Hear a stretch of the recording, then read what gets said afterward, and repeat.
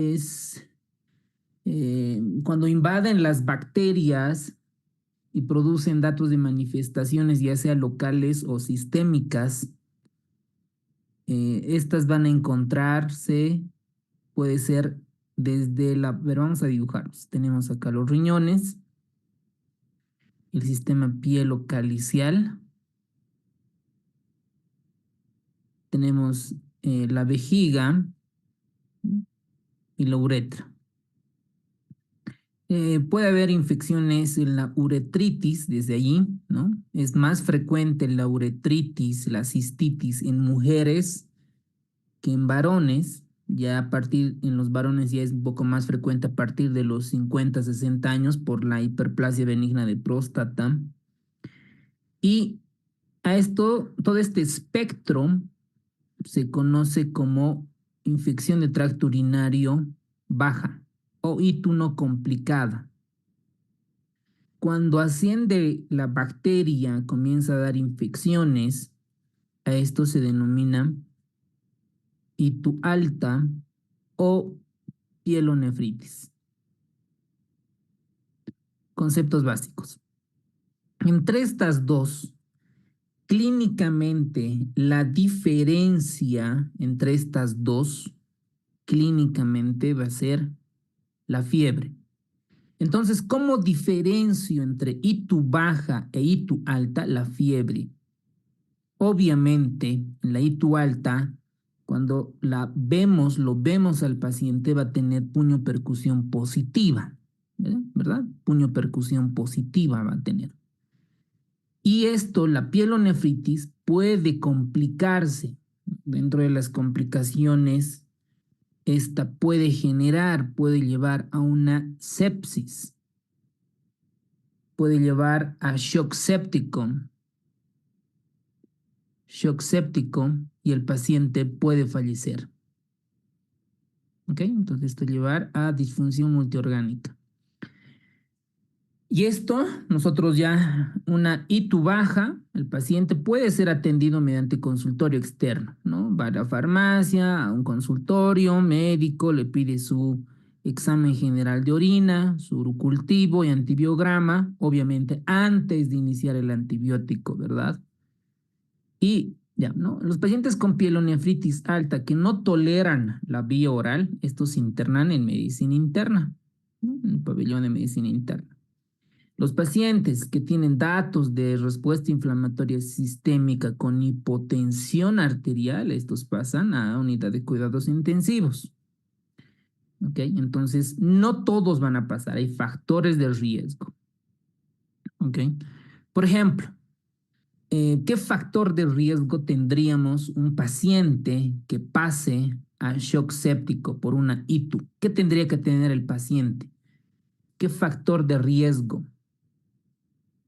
Ustedes están en la consulta, atienden a un paciente con clínica de ITU alta, ¿no? Tiene puño percusión positiva, tiene fiebre, sensación de malestar general, ¿no? Disuria. ¿Qué factor de riesgo puede llevarnos a que el paciente pueda tener shock séptico a foco urinario? Diabético, doctor. Eso, Una uropatía obstructiva, tal vez. eso también, ¿no? Todo lo que inmunodeprima, ¿ok? Si yo sé que el paciente toma corticoide, que es diabético, que tiene VIH, que tiene tuberculosis, que está desnutrido, yo sé que el paciente es potencialmente complicable, se puede complicar, ¿no es cierto? Entonces puede complicar y dices, no, este paciente hay que tenerle, hay que monitorizarlo. No es lo mismo un paciente, una dama de 30 años que tenga una ITU, no tenga ninguna comorbilidad, hace mucho ejercicio, etcétera, pues va a recuperar, ¿no? Siempre y cuando el antibiótico sea adecuado, ¿no? Correcto. Por eso antes de iniciar el antibiótico siempre es necesario tomar la muestra como corresponde. Entonces, la etiología, esta nadie puede fallar, ¿no? Todo el mundo, incluso el personal que no es médico, la sociedad en común, los civiles normales, bueno, los civiles, es la E. coli, ¿no? Es 80, 90%. Factores de riesgo, ¿no? actividad sexual, el uso de diafragmas, embarazo, pero aquí le falta, ¿no? Diabetes mellitus, pacientes que toman corticoides, pacientes con VIH, pacientes con HBP y otros. Ahora, la clínica de una ITU baja o una ITU baja no complicada como una cistitis, el paciente se queja de urgencia urinaria, aumento en la frecuencia, voy mucho a orinar, ¿no? Me duele al orinar, me arde al orinar. Puede tener dolor suprapúbico y en algunos casos hematuria. Entonces, cuando la ITU baja se complica, va ascendiendo, ya hay datos de síndrome de respuesta inflamatoria sistémica. El paciente tiene fiebre, tiene escalofríos, tiene dolor en el costado o en el flanco, síntomas de malestar general. El diagnóstico, ¿cómo lo hago? Clínica, ¿no? Yo sospecho que tiene más algunos laboratorios, principalmente el urocultivo y antibiograma. Eso nos va a ayudar. Hay otros exámenes, por ejemplo, los leucocitos esterasa, que también nos pueden ayudar para el diagnóstico, los leucocitos esterasa. Pero es importante el cultivo. Bueno, ahora, digamos, ustedes tienen un paciente en la consulta, ¿qué antibiótico le sueltan, le prescriben? Viene empíricamente, ¿no? Empíricamente. Un paciente, 40 años, diabético, su hemoglobina glucosilada está en 10, no está controlada, su insulina NPH no se administra de manera correcta, la metformina no la puede tomar porque no tiene dinero y tiene datos de pielonefritis. ¿Qué antibióticos le dan empíricamente? Nunca tuvo una infección urinaria previamente. Amoxicilina, tal vez. Ya, muy bien, ¿qué más? Amoxicilina vía oral. Mm, Nitrofurantoína. sí, toleran. Ok, ¿Quinolona? está bien, muy bien, sí, pero está bien, perfecto. Ok, todas las que ustedes han mencionado les podemos dar, podemos dar. Primero, ¿qué tienen que preguntar o qué tienen que ver el paciente? Si el paciente tolera la vía oral. Si el paciente solo tiene pielonefritis, ¿no? Tolera la vía oral y hay buena absorción, un amoxi con ácido clavulámico, perfecto. Ciprofloxacina por vía oral, perfecto. Pero si no tolera vía oral, hay mucha inflamación, mucha respuesta inflamatoria sistémica, ahí el tratamiento es intravenoso. Lo internan al paciente. Digamos, señora, usted tiene una infección urinaria grave que está haciendo compromiso sistémico y hay que descartar, miren, escuchen, hay que descartar complicaciones. Y una pielonefritis, aparte de que haga sepsis, que es una complicación frecuente, ¿qué otra complicación dice Harrison que puede tener? ¿Y qué le vamos a pedir al paciente? Puede tener absceso, ¿no? Puede complicarse acá, donde voy a dibujar un absceso, pus, un absceso renal, un absceso pielonefrítico. Puede haber necrólisis papilar aguda. Acá puede haber necrólisis papilar aguda. Absceso, necrólisis. Complicación crónica puede haber granulomas, xantogranulomas, cálculos. ¿Ok? Lo más grave es que pueda que nosotros le damos, ¿no? Le vamos a internar y decirle, señora, usted tiene diabetes, se puede complicar, por eso hay que internarla, medicina interna, hay que internarle en la clínica. Tiene que recibir antibióticos. ¿Usted es alérgico, señora? No, no soy alérgico, le damos ceftriaxona, 1 gramo IV cada 12 horas. Le tomamos su muestra, el urocultivo y antibiograma, y un hemograma, ¿no? Ahora, para ver si hay absceso, complicaciones, ¿qué estudio le pedimos? A ver, Anela, Lisette. Una ecografía, ¿no? Eso, muy bien, doctor. Eso, muy bien. Le vamos a pedir una ecografía renal vesical, ¿no? De vías urinarias, renal. Si es varón, una vesical y una prostática, ¿no? Para descartar. Entonces, lo internamos y le pedimos sus complicaciones, digamos, para descartar complicaciones. Ahora, ¿cuándo voy a saber que está mejorando o no está mejorando? Le vamos a dar ceftriaxona, ¿verdad? A los 2 a 3 días. A los 2 a 3 días el paciente ya debería estar con sensación de bienestar, sin fiebre y poco a poco mejorando la respuesta inflamatoria sistémica. Si a los 2 o 3 días el paciente sigue con fiebre, no mejora, ¿por qué pudiera ser?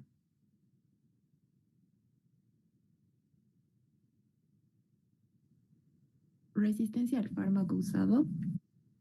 Muy bien, doctora. Uno, que el antibiótico que estemos administrando, la ceftriaxona, sea resistente, la E. coli.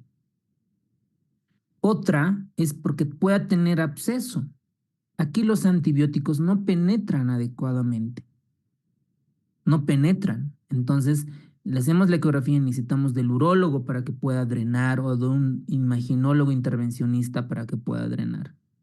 Puede necesitar, ¿no es cierto? Y así lo van manejando. Con eso ya, más o menos, de manera superficial, ¿no? De manera ya concepto básico, ya podemos manejar un paciente con hito. ¿Ok? Entonces, el tratamiento suele ser IV de 3 a 5 días. En hombres igual, se debe considerar las prostatitis. En embarazadas tener cuidado con las quinolonas. Aquí los beta-lactámicos van muy bien. Y las definiciones de una ITU recurrente, que es mayor o igual a 3 ITUs en un año o mayor o igual a 2 en 6 meses. Esto, háganse una flashcard, por favor. Sé que se van a olvidar para el examen. Tenemos un caso, miren. Femenina, 73 años, raza blanca, y miren, factor de riesgo, se puede complicar con necrólisis papilar aguda, con sepsis, porque tiene factor de riesgo, porque sus defensas no es una persona de 20 años, inmunocompetente. Hace 12 días tiene náuseas, vómitos, dolor en flanco derecho, es decir, nosotros nos dibujamos, tiene dolor en flanco derecho, tiene fiebre y está taquicárdico, timpanismo y está con deshidratación ligera. Así llegan los pacientes, sobre todo los ancianos, las personas adultos mayores. Les se realiza, ¿no? Signos vitales, le tomamos en la emergencia, signos vitales, unos laboratorios, hemograma, glucemia, creatinina, NUS, electrolitos, perfil hepático, ¿no? Todo lo que es el laboratorio de SOFA para sepsis. Miren, su glucemia elevada. ¿Tiene antecedente de diabetes? Perfecto, ¿no? Listo, factor de riesgo. La ecografía describe riñón derecho con hidronefrosis. Ahora sí, ¿por qué creen que esta dama de cuántos años? 73 años, pudiera tener hidronefrosis? Algo oncológico por una obstrucción de las filas urinarias superiores. O un cálculo tal vez. Litiasis renal. Eso, muy bien. Muy bien. Muy bien. Una causa frecuente en las mujeres que cuando no se controlan por el ginecólogo es el cáncer de cuello uterino. En las mujeres lo que obstruye la salida de la orina es caco, ¿no? En los varones la próstata y en las mujeres el útero. Acá dice que el riñón derecho, solo el lado derecho muestra hidronefrosis. Y uno se pregunta, ¿no? ¿Por qué tendrá hidronefrosis? Caco, litiasis y busco. Le pido una tomografía, una pielotac, ¿no? Le pido una pielotac o le pongo valoración, una interconsulta con ginecología. Le pediré una ecografía ginecológica y lo podamos ver, ¿ok? Y en la radiografía simple de tracto se informa una imagen litiásica ureteral derecha, que también puede predisponer, ¿ok? Y por lo tanto, lo que corresponde es hacerle una tomografía abdominopélvica contrastada. A ver, ¿por qué? Excelente manejo. ¿no? No solo le está quedando en una hito, ese coli, le daremos abstracción a perfecto, no, le está investigando por qué, el de cómo, para qué, ¿verdad? Súper. Y miren, esta tomografía se evidencia claramente un patrón gaseoso, ¿no? Tiene un patrón gaseoso en esta imagen. Aire, aire, paciente con diabetes mellitus, aire. Se evidencia una dilatación piel ureteral, ¿no? Importante, patrón gaseoso, gas, ya se están imaginando, gas, ¿no? Y se evidencia la litiasis ureteral, miren ahí, la litiasis, lo que dijo la doctora, ¿no? Que esta hidronefrosis, esta dilatación de la pelvis, se pueda deberse a una litiasis. Vayan respondiendo en el chat, por favor. ¿Por qué tiene gas? ¿Qué factores predisponen a esta formación? ¿Cuál es el agente etiológico que produce gas? ¿Y cuál es el mejor estudio? 30 segundos.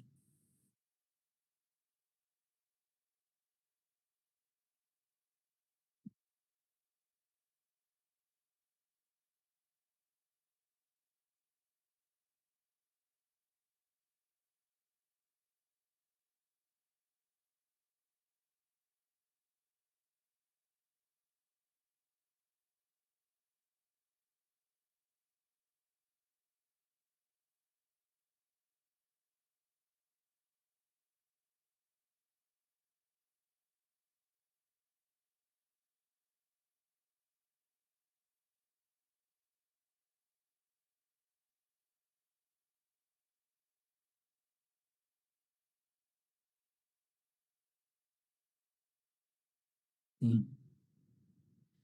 Muy bien, veamos entonces. Por antecedente, sabemos que la nitrofurantoína por los años 50 fue el primer fármaco tolerable y eficaz para las infecciones de tracto urinario. Hay infecciones de tracto urinario, las asintomáticas, las famosas bacteriurias asintomáticas. Vamos a ver en quiénes se tratan. Las itus complicadas. Y aquí tenemos, ¿no? Las famosas uretritis, la cistitis, la pielonefritis, y esta puede complicarse con sepsis, choque séptico, shock séptico, disfunción multiorgánica y muerte.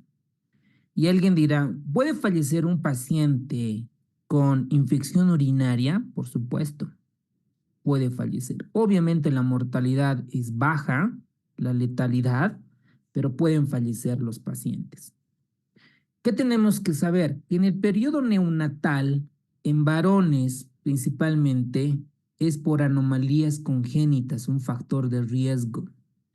En mayores de 50 años, aumenta la prevalencia e incidencia por LHBP. Entre 1 a 50 años, la ITU es más frecuente en las mujeres, un 50 al 80% la cistitis. Y la prevalencia de infecciones no complicadas, 5% en mujeres de 20 a 40 años y puede aumentar a medida que pasan los años. Esta es la patogenia de de la infección de las vías urinarias. Tenemos un entorno, el cual está la ecología de la vaginal, que está colonizada por la Escherichia coli y otras. Si hay una normalidad, por ejemplo, anomalías anatómicas o retención de orina, cuando las damas se aguantan en orinar, entonces en la vejiga lo que pasa es que es como un caldo de cultivo, ¿no? Aquí tenemos la cantidad de orina que no se evacúa, esto va abombándose, creciendo y obviamente la E. coli se va alimentando más. Y obviamente los dispositivos médicos, como por ejemplo una sonda urinaria.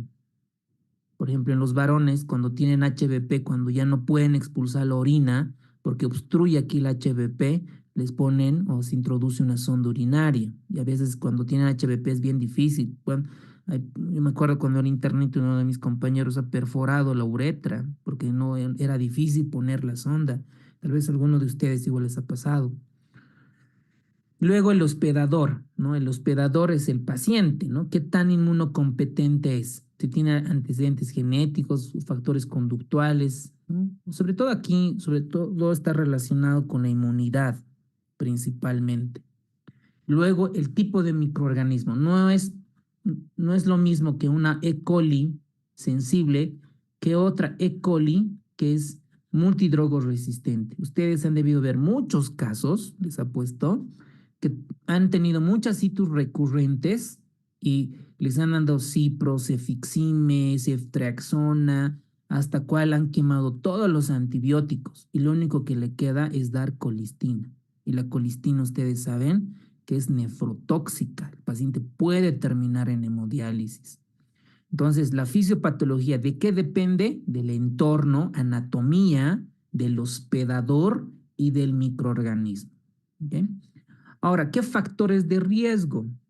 El uso de espermicidas, el antecedente de infección urinaria, la posmenopausia, sobre todo, el nuevo compañero sexual, el antecedente materno de infección urinaria, y esto es importante, la diabetes mellitus en nuestro medio es importante, y la incontinencia urinaria.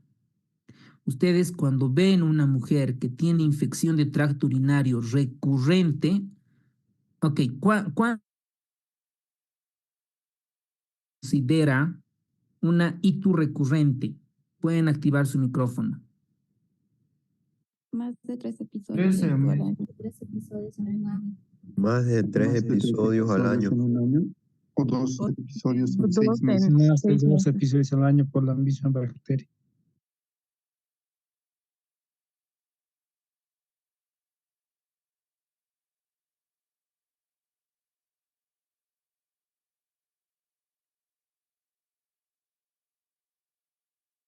Excelente, doctores. Muchas gracias por participar.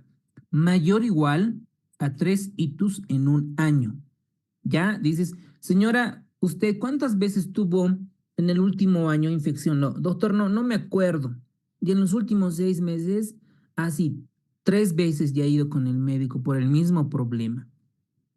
Voy donde un médico me receta un antibiótico, cefepime.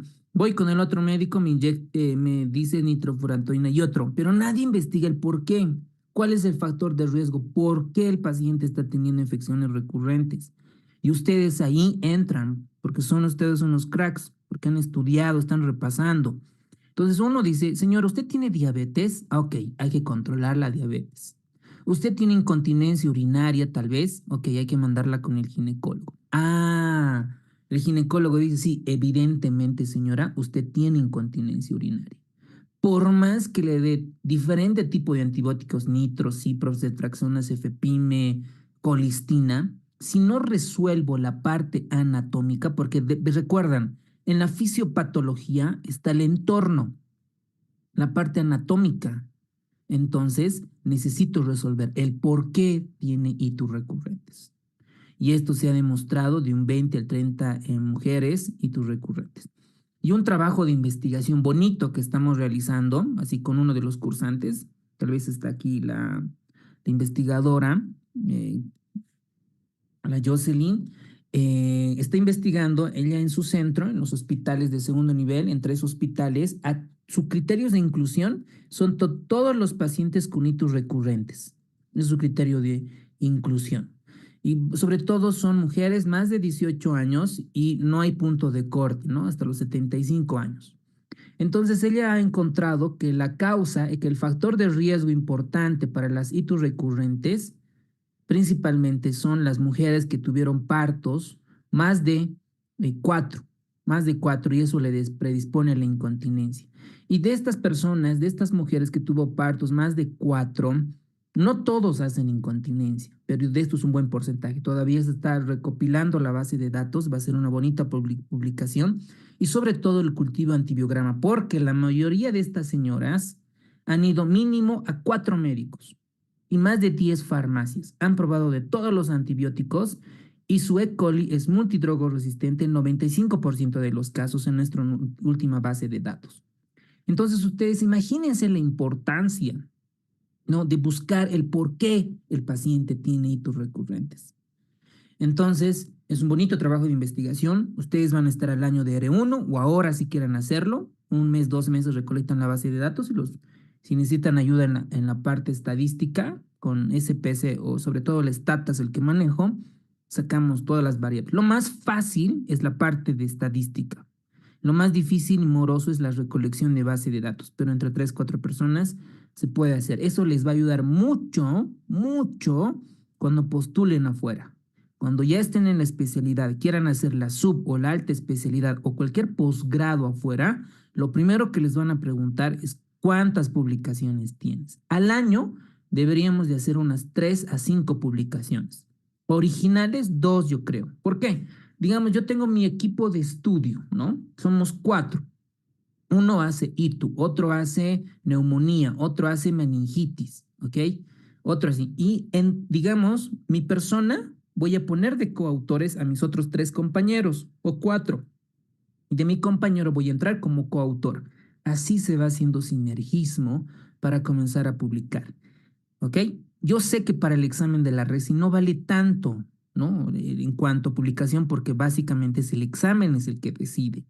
Pero en otros países las publicaciones juegan un rol importante. Bueno, ahí como una breve recomendación, un consejo diríamos. Entonces, las ITU recurrentes en posmenopáusica, el factor de riesgo también esto ya para urología es la alteración del vaciamiento vesical, los cistoceles, las famosas orinas residuales. Esto ya se realiza con urodinamia. Urodinamia. Dentro de la ginecología y dentro de la urología hay una subespecialidad, después de ser 3, 4 años de ginecobstetricia, una alta subespecialidad y es esta, es piso pélvico, ¿ok? Entonces, esto es una buena opción porque no hay muchos. Hay muchos ginecos obstetras, muchos pediatras, pero la mayoría necesitan hacer subespecialidad o alta especialidad y dentro de estos está el piso pélvico que evalúa todas estas funciones, ¿ok? Se ha realizado un metaanálisis con Cochrane donde el tratamiento en el embarazo predispone, ¿no es cierto?, a amenaza de aborto, amenaza de parto prematuro y el tratamiento disminuye, ¿no es cierto?, estas complicaciones. En varones, el factor de riesgo más importante es el HBP y en las otras mujeres diabéticas de tasa de 2 a 3 veces mayor de infecciones urinarias en pacientes que no tienen infección urinaria.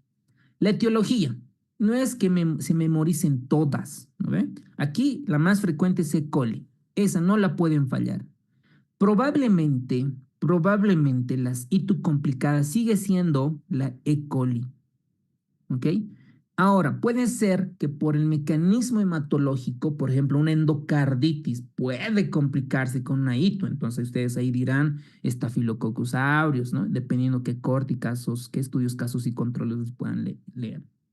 Dentro de la patogenia no hay mucha ciencia, ¿no? Básicamente la fisiopatología es ascendente. Ahora, si quieren un poquito ser más bioquímicos, ustedes, ¿no? Hablan del E. coli, hablan sus fimbrias, los receptores que tienen contra el urotelio, aquí hablan varias de glucoproteínas, ICAMS, BCAMS, ya, ¿no? Eso ya un poco más de fisiopatología. ¿Qué relevancia en la práctica tiene? Pues casi ninguna, ¿no? Esto es un poquito más para investigación, para científicos, ¿no? Ahora, la ITU, ustedes saben que el 98%, vamos a poner acá un dato, 98% o más del 90% para no ser tan específicos, es ascendente, ¿no? La E. coli llega, ¿no?, desde la uretra a la vejiga, al riñón, de manera ascendente. Pero hay un porcentaje pequeño, 1, 2%, tal vez un poco más dependiendo qué series, pueden ser hematógenas, pueden llegar desde la infección, desde algún otro lado. Y estos son las ITUs por bacteremia. ¿Cuál tenemos? Salmonella y Staphylococcus aureus.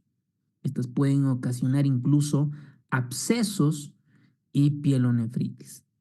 Es bien raro encontrar, por ejemplo, una ITU por cándida, ¿no? Es bien, sobre todo en pacientes que tienen CD4 con recuento absolutos de 0. La fisiopatología ya la comentamos. Dentro de los factores ambientales está la ecología vaginal, que dice en el triángulo, ¿verdad? Que la colonización, todo el introito vaginal está colonizado, la zona periureteral está colonizado con flora intestinal, ¿no es cierto? Principalmente por la E. coli.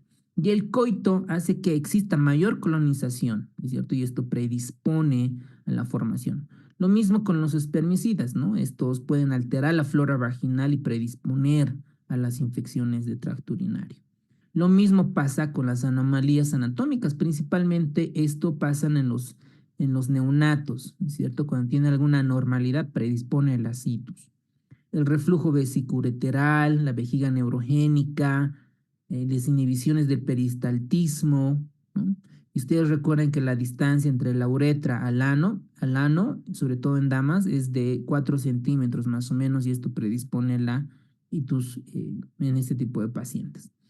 Factores del hospedador, ¿no es cierto? Un paciente normalmente tiene que estar inmunocompetente, ¿no? A comparación de otros pacientes. Cualquier alteración en el sistema inmunológico predispone a que el paciente pueda no defenderse adecuadamente contra la E. coli. Y ustedes, si nosotros nos vamos bioquímicamente y genéticamente, hay menores expresiones de estos quimiorreceptores para la superficie de neutrófilos, sobre todo relacionada con interleucina 8, y esto disminuye las defensas contra la invasión hacia el parénquima renal. Factores microbianos. Les había comentado que no es lo mismo que una E. coli por primera vez que una E. coli que ha recibido múltiples antibióticos. Y dentro de esta E. coli expresan varios factores de virulencia, principalmente las adhencinas, si queremos ser un poquito más específicos, las fimbrias P, y estas se van a unir al urotelio, a las células, ¿no? A través de glucoproteínas de estas. Entonces, estas fimbrias tienen la capacidad de poderse unir a los antígenos del grupo sanguíneo, específicamente al D-galactosa, que puede invadir a la sangre y entrar al plasma y obviamente ocasionar síndrome de respuesta inflamatoria sistémica con infección. También están relacionadas con las adenesinas, sobre todo las que son las fimbrias tipo 1, que pueden ayudar a que la unión hacia el urotelio sea mucho más eficiente, eficaz y pasar más rápido y ocasionar sepsis. Hasta ahí todo tranquilo. ¿Saben cuál es la etiología? ¿Cuál es la patogenia? 3 que predispone. ¿Y cómo es la fisiopatología ascendente y de bacteriemias, ¿no? Ya sea por Staphylococcus, Salmonella, por Cándida. Ahora, ¿cómo llega un paciente? Un paciente puede estar asintomático, pero cuando nosotros realizamos el examen general de orina y sobre todo el urocultivo, puede representar, ¿no?, que tiene mayor de 100,000 unidades formadoras de colones. Pero el paciente no tiene clínica. Entonces a esto decimos bacteriuria asintomática. Vamos a ver luego en quiénes vamos a tratarlas. La cistitis, ¿cómo llega la señora? Digo señora porque pues es lo que más frecuentemente se ve. Dice, doctor, que me molesta al orinar, ¿no? Que en las noches se levanta muchas veces, tiene dolor suprapúbico, puede orinar un poquito de sangre, ¿no? Está la hematuria microscópica, y básicamente decimos que el paciente tiene cistitis. Cuando el paciente comienza a tener fiebre, sensación de malestar general, ya decimos que es una ITU alta, una pielonefritis. ¿Qué vamos a saber? Que el 20 al 30% de los pacientes, esto hago una flashcard, va a tener bacteremia, ¿ok? Entonces, dependiendo, ¿no? Si tolera la vía oral, no tiene factores de riesgo, le doy de alta. Señora, va a tomar nitrofurantoína, ¿no? Tantas dosis durante, si lo va a tolerar, etcétera, perfecto, ¿ok? Entonces, bien. Pero si es una paciente que está con fiebre, que tiene diabetes, que toma corticoides, que tiene lupus, que tiene artritis, que tiene vasculitis, que tuvo tuberculosis, que está desnutrida, lo voy a internar porque se puede complicar, es potencialmente complicable. ¿Ok?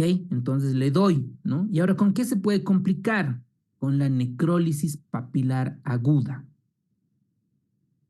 ¿Qué es lo que pasa? Esto es la anatomía del riñón, y estas papilas se pueden necrosar hacen una necrosis.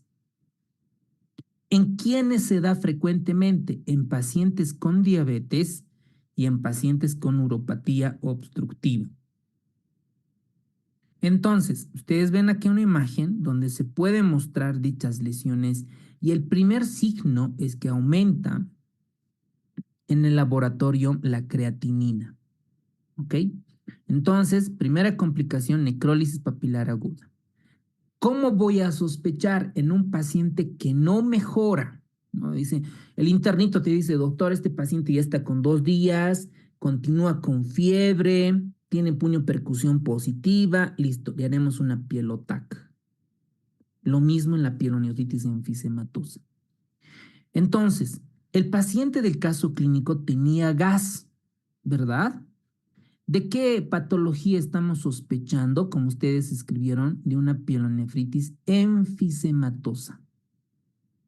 Ustedes ven acá una tomografía donde evidentemente se muestra la infección en el riñón derecho en un paciente diabético, ¿no? Factor de riesgo, diabetes. Recuerden, ITU en un paciente diabético, potencialmente complicable. Entonces, acá vemos, ¿no? Que dice que la infección ha dado y vean el aire. Miren, de color negro. Gas. Todo en el espacio retroperitoneal. Entonces, básicamente, esto es una pielonefritis enfisematosa, igual que muestra. Entonces, ¿cuál es el agente etiológico? Aquí puede ser E. coli. Puede ser E. coli. Entonces, aquí tenemos complicaciones agudas, ¿no? De la pielonefritis, la sepsis, choque séptico, necrólisis papilar aguda y la pielonefritis enfisematosa. Una complicación, vamos a llamarlo a esto como subaguda, incluso crónica, ¿no? Crónica, es cuando se forma la pielonefritis xantogranulomatosa. ¿Por qué se da esto? Porque hay una obstrucción crónica de las vías urinarias. Y ustedes en anatomía patológica, miren, se ve claramente en esta imagen, una fotografía donde hay una destrucción del parénquima renal. Hay inflamación supurada. Y estos son los famosos asta de ciervo. ¿No? Esta imagen que ustedes aquí ven, este huequito, las famosas asta de ciervo. Y en esta otra imagen, miren esto, una piedra, ¿no? Amarillo café, que es el cálculo en asta de ciervo. Y esto produce necrosis, ¿no? Perirrenal o pericálculo. Entonces, esta es la famosa pielonefritis xantogranulomatosa. ¿En quiénes se da? En pacientes con diabetes y en pacientes que tienen litiasis renal. Puede ser ocasionada por una E. coli o un Proteus mirabilis. Y si nosotros tomamos biopsia... Perdón. Doctora, esta también es la litiasis coraliforme, ¿verdad? Exacto, sí. Una vez que tomamos biopsia, vamos a ver unos macrófagos, así. Macrófagos, aquí tenemos sus pseudópodos, cargados, llenas de vesículas grandes. Y estas vesículas están cargadas, llenas de grasa, es decir, lípidos. Y esto entró al examen de la residencia. ¿En qué tipo de complicación de itus evidencia macrófagos llenos cargados de lípidos? En la pielonefritis xantogranulomatosa. ¿Okay? Muy bien, pregunta fácil, ¿no? Al que ha estudiado detalladamente, al que ha visto las clases, el que está participando, pues va a contestar de manera fácil.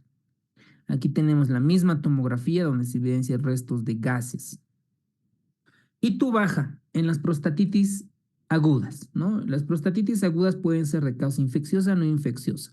Normalmente la próstata es 20 a 35 gramos.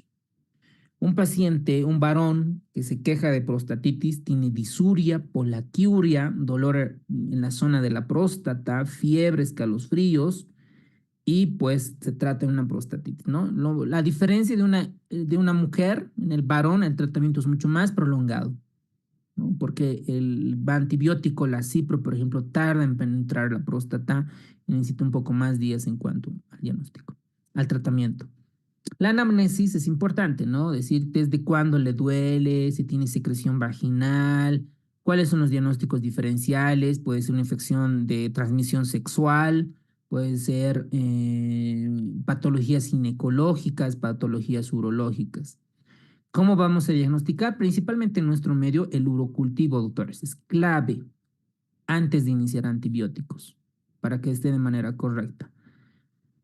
De manera rápida podemos pedir al paciente un sedimento urinario, ¿no? Para ver qué tanto de bacterias tiene y un examen general de orina, que no es lo mismo. En algunos casos hay los tiras colorimétricas que nos van a ayudar a identificar la esterasa leucocitaria, pero en la práctica no necesariamente lo hacemos, al igual que los nitritos y las esterasas leucocitarias. Cuando son positivas, nos pueden ayudar, ¿no? Alguien se preguntará, pero ¿cómo es la sensibilidad, de la especificidad, del valor predictivo positivo? Están relativamente aceptables de dar estos diagnósticos, ¿ok? Entonces, el cultivo de orina, ¿no? Debe más o menos 48 a 3 días tarda para ver. Y la cistitis aguda en mujeres se las confirma cuando hay mayor a 100 unidades de formadora de colonias, mayor a 100. Esto va a tener una sensibilidad del 95% y una especificidad del 85%. Esto es importante. Y es importante sobre todo para diferenciar de las colonizaciones. Y aquí tenemos el esquema diagnóstico para evaluar, y con eso terminamos la clase. Síntomas de comienzo agudo: disuria, poliaquiuria, urgencia para la micción. Características del paciente: primero veo si está embarazada o no está embarazada. Veo factores de riesgo de transmisión sexual. Veo si en el varón hay dolor perineal, pélvico, prostático. Si el paciente tiene sonda vesical, pacientes con HBP, ¿ok? Y todos los demás pacientes. La mujer, por lo demás sana, no embarazada, considera la presencia de cistitis no complicada. No se necesita cultivo y considera tratamiento por teléfono, ¿no? Esto en la consulta externa lo podemos manejar, y alta. Mujer con antecedente incierto y factores de riesgo. Aquí pedimos la tira colorimétrica, el análisis de orina y cultivo. Para nosotros, sedimento urinario, un examen general de orina y sobre todo el urocultivo. Es importante. Y interconsulta con ginecología. Si el varón tiene dolor perineal, consideramos prostatitis aguda y interconsulta a uro, ¿no? ¿Qué le va a hacer el uro? Pedir una PSA, ¿no? PSA libre y total, y la fraccionada, ¿no? La que sea es la división, la ecografía prostática y el tacto rectal, ¿no? Y que con eso prolonga el tratamiento. Luego, si un paciente tiene permanencia de la sonda vesical, aquí se debe cambiar la sonda. Se debe cambiar. Y esto, si hay el antecedente que es difícil, mejor que lo haga el urólogo. ¿Okay? Tienen su alambrito, su guiador, para que puedan cambiar fácilmente y un poco de entrenamiento. Cuando el comienzo es agudo y el paciente tiene dorsalgia, nosotros como vimos en el internado, ¿no? Dice, el paciente tiene dolor en la espalda baja. Y cuando nosotros hacemos la puño percusión, decimos, puño percusión positiva. El paciente tiene fiebre, náuseas, vómitos. Listo, sabemos que esto es una ITU complicada, ¿no? Es una mujer no embarazada, le pedimos cultivo y el tratamiento es extrahospitalario sin factores de riesgo y tolerando la vía oral. ¿Ok? Muy bien. Síntomas sistémicos sin localización. Fiebre, alteración del estado mental. Miren, alteración del estado mental, leucocitosis. Estos pacientes, cuando ya tienen alterado el estado mental, considera la posibilidad de infección de tracto urinario, pielonefritis y se busca otras causas posibles. Por ejemplo, no vienen pues solo con ITU. En la consulta, por ejemplo, a ver, hay un paciente, una mujer, el domingo era, ¿no? El domingo, la interconsulta, el emergenciólogo lo interna como una infección de tracto urinario, ¿no? Una infección de tracto urinario, lo interna. Salen los laboratorios, la gasometría, porque estaba ya con alteración de la conciencia, ¿no? Alteración del estado mental. La señora estaba obnubilando ya. Entonces, le digo, háganle una gasometría. Le hacen la gasometría y mostraba una acidosis metabólica severa. pH de 6, 9, etcétera. No, este paciente no solo tiene ITU. Pídenle cetonas en orina, positiva. Porque la glucosa estaba a 140, 180, ¿no? Podría decir que es una reacción hiperglicémica, ¿ok? Entonces, sus papás ni los hijos no decían nada, ¿no? Decían, pues no tiene factor de riesgo, perfecto. Pero la gasometría 6.9, dice, pues no es normal que una ITU alta ni baja se comporte con tanta acidosis. ¿Y cómo vas ganando esa experiencia viendo pacientes? ¿Ok? Estudiando, viendo pacientes, estudiando, viendo pacientes, ¿no? Y decía, pH de 6.9, no es normal que una ITU alta se comporte. Le piden cetonas en orina, 3 cruces, más la gasometría, ya era un diagnóstico de una cetoacidosis diabética. ¿Ok? Entonces, esta ITU, aparte de tener una ITU complicada, tenía una cetoacidosis. Entonces, la ITU habría desencadenado la cetoacidosis diabética y obviamente con pH de 6, 9, y era una cetoacidosis severa y tiene que pasar a mi servicio, ¿no? La terapia intensiva, donde allí le hacíamos insulina, infusión continua, el potasio, el bicarbonato, su ceftriaxona, etcétera. Y si tiene alteración del estado mental, tiene un Glasgow menos de 8, le intubamos, conectamos ventilador mecánico, soporte, sedación, analgésicos, relajantes si lo requiere, bla, bla, bla, bla, ¿no? Lo abordamos al paciente. Una vez que vas recuperando, el cultivo sale E. coli sensible a la ceftriaxona, perfecto, le extubamos, le mandamos a piso medicina interna, y medicina interna pues ya pedirá interconsulta endocrino, pedirá ginecología para ver por qué tuvo la infección, etcétera, ¿no? Para hacerle manejo multidisciplinario, ¿ok? Eso con relación. Aquí nos habla un poquito de positividad de cultivo en ausencia de síntomas. Esto es la famosa bacteriuria asintomática. Si la mujer está embarazada, ¿ok? Y tiene bacteriuria asintomática, se la trata. Pacientes que van a ser sometidos a intervención neurológica, se los trata. Y hay mucha controversia todavía con los pacientes oncológicos actualmente. ¿Ok? Muy bien. Y para comentarles el diagnóstico clínica con examen complementario, ¿no? En este caso, nitritos positivos, esterasa leucocitaria positivo, nos van a comenzar a ayudar. La cistitis en varones, un poquito, el tratamiento es un poco más prolongado. Ahora, cuando nosotros sospechamos un paciente que tiene prostatitis, cistitis, la muestra se le hace estimulando a la glándula prostática, incluso tomando muestras de manera invasiva. Entonces aquí está el masaje prostático. ¿Esto quién lo hace? Pues los urólogos, ¿no? Para tomar una buena muestra y ver qué bacteria está ocasionando y no complicarse.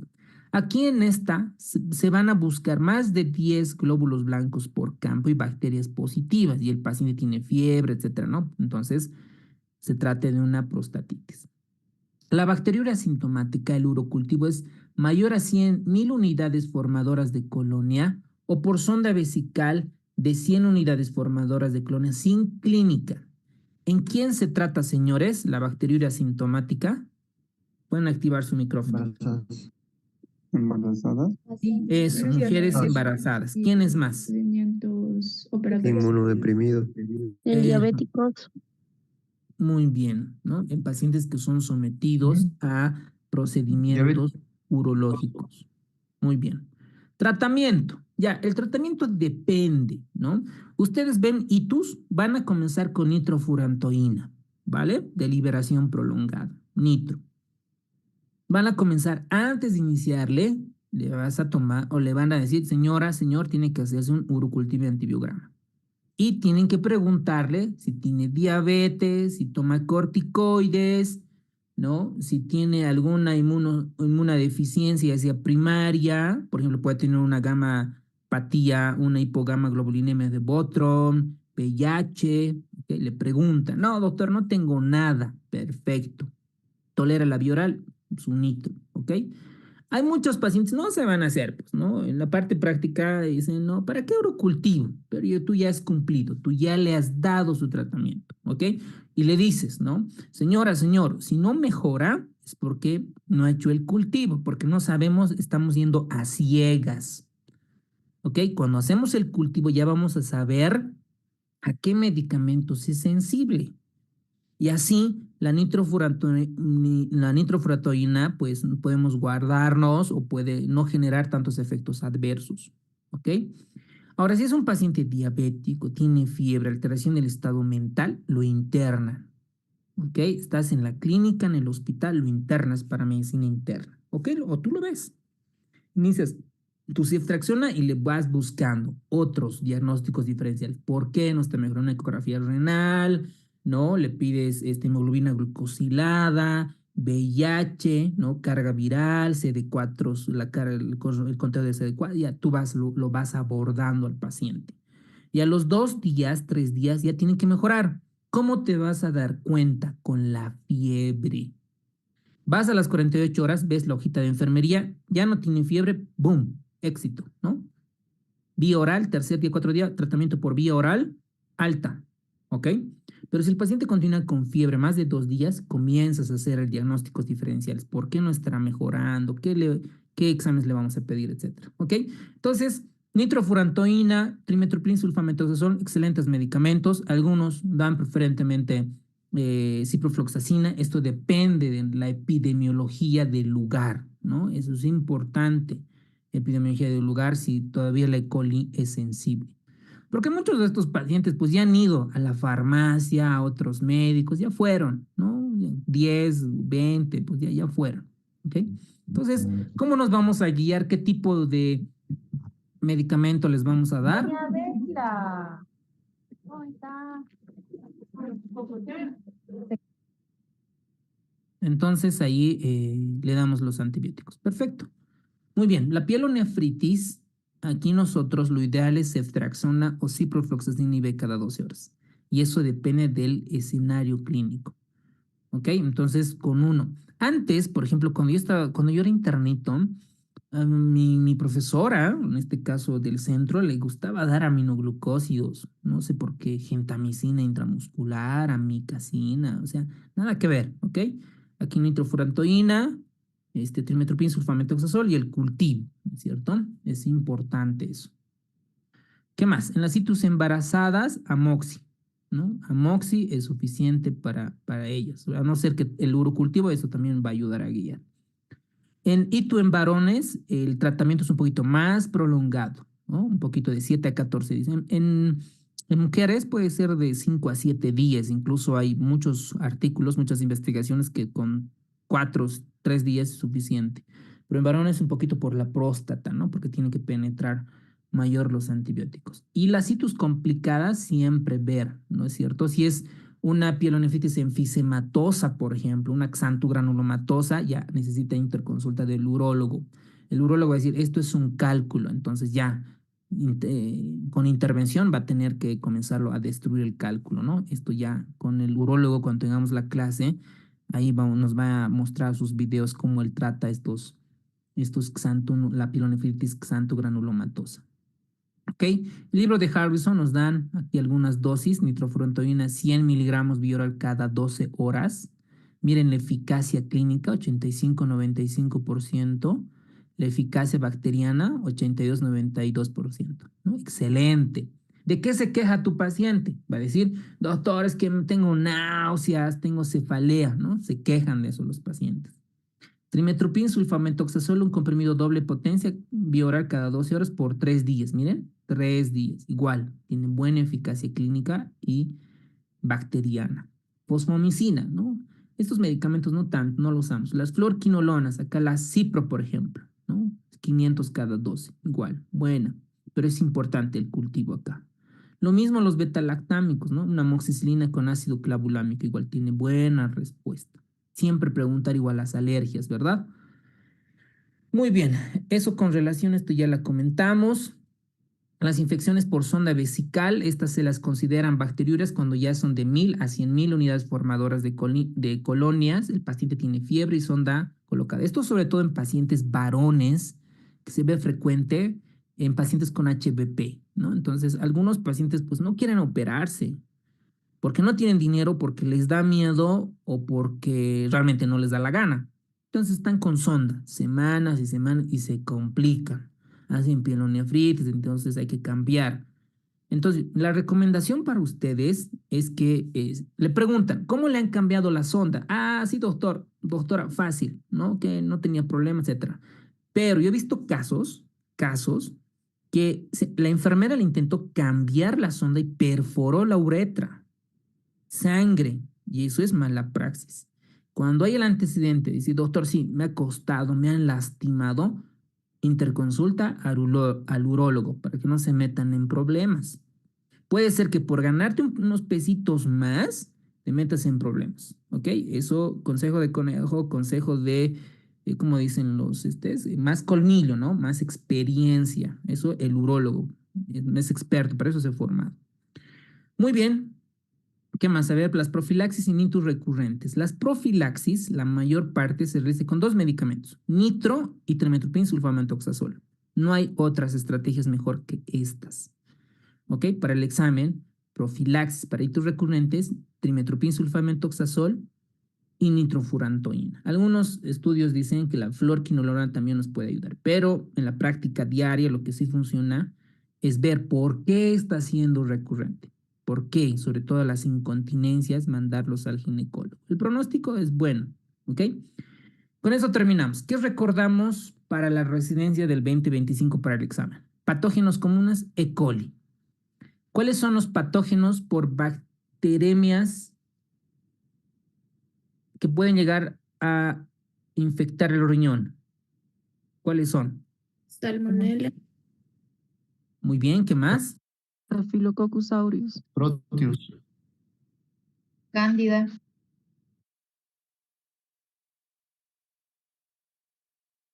Eso, muy bien, doctores. Ahí tienen la clínica de la cistitis, pielonefritis, diagnóstico, ya comentamos, la cistitis no complicada, pielonefritis no complicadas, la cipro, la levo, en embarazadas, la moxi nada más. Cuidado que estén fluorquinolonas, ¿no ve? Se cubren el material genético, nada que ver. Las citocomplicadas necesitan valoración por urología, ¿no? Si tienen anomalías anatómicas, obstrucción HBP, cálculos, y esto requieren investigación por el urólogo. También ver el urocultivo que nos va a ayudar a la resistencia de antibióticos. Leighton en el anciano da manifestaciones atípicas. Esto es importante. Los abuelitos, nuestros abuelitos queridos, no dicen pues, es que hijito, doctor, me estoy despertando, me molesta al orinar. No. Lo único que los pacientes ancianitos es porque se duermen mucho y están confundidos o hacen delirio. Eso es porque tiene neumonía o porque tiene infección urinaria o porque tiene diarrea. Ya la clínica nos va a ayudar. Los niños en la parte pediátrica y la parte geriátrica, por si acaso no hay muchos geriatras, ¿ok? Es una buena especialidad para hacer su clínica geriátrica. Depende, ¿no? Cómo lo vean, pero no hay muchos geriatras. En el seguro donde trabajo necesitamos geriatras, no hay muchos. Entonces, eso les comentaba, tienen manifestaciones atípicas. Ellos no vienen con dolor, no, vienen con confusión, delirium. Y eso es por muchas causas, ¿ok? Eso es importante. Cuando el paciente no mejora a los 2, 3 días, ahí le pedimos la ultrasonografía o una tomografía contrastada para ayudarnos a ver por qué no está mejorando el paciente. Ese caso que les comentaba, había otro caso, una señora con ITU, luego al final fue cetoacidosis. Ese es otro caso y el paciente estaba con adrenalina y con noradrenalina, dos vasopresores. Y una cetoacidosis y una ITU no se comporta pues con tanta vasoplegia.